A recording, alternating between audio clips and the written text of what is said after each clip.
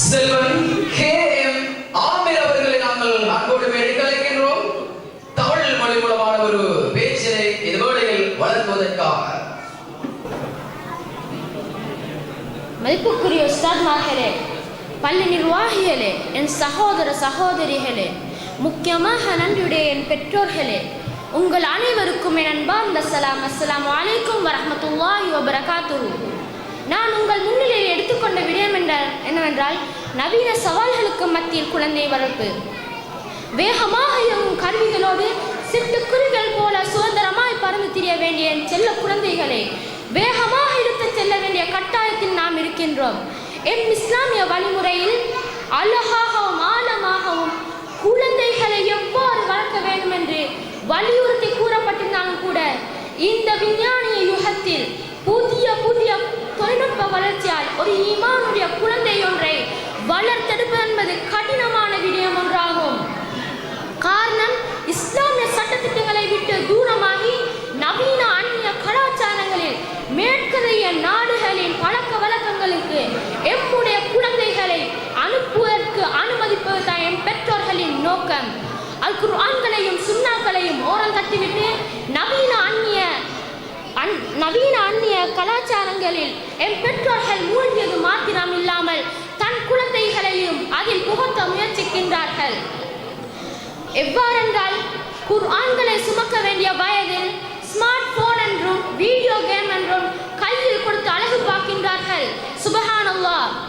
நபி ஸல்லல்லாஹு அலைஹி வஸல்லம் அவர்கள் காட்டி தந்த வழிமுறையை எடுத்து நடக்க வலியுறுத்தினாலும் கூட, சினிமா படங்களையும் நாடகங்களையும் பார்த்து நேரம் காலம் போன்றவற்றை வீணடித்துக் கொண்டிருக்கின்றார்கள்.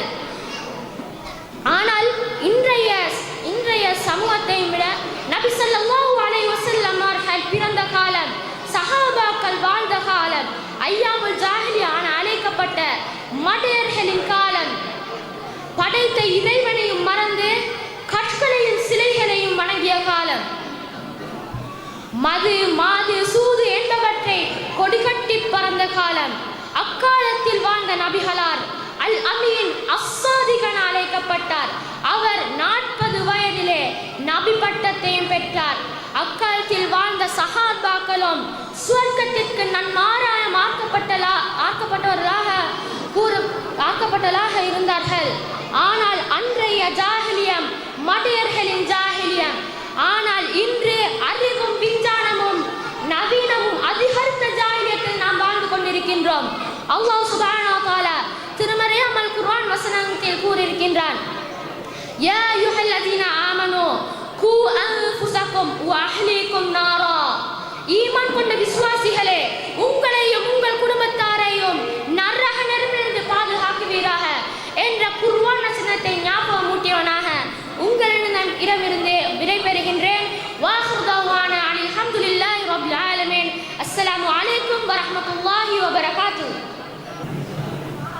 ஜஸாக்கல்லாஹு கைரன். தமிழ் மொழி மூலமாக ஒரு அருமையான பேச்சினை இதுவரையில் நவீன சவால்களுக்கு மத்தியில் குழந்தை வளர்ப்பு என்கின்ற தலைப்பில் மிக முக்கியமானது ஒரு தலைப்பு. அந்த தலைப்பில் அந்த சிறுவனால் மிக தெளிவாக ஒரு அருமையான ஒரு உரை இடம்பெறுகிறீர்கள். அந்த பேச்சினை வழங்கி சென்ற அந்த மாணவனுக்கும் அவரை பயிற்றுவித்த என்னுடைய உஸ்தாத்மார்களுக்கும் அவருடைய பெற்றோர்களுக்கும் இதுவரையில் நன்றிகளையும் வாழ்த்துக்களையும் தெரிவித்துக் கொண்டு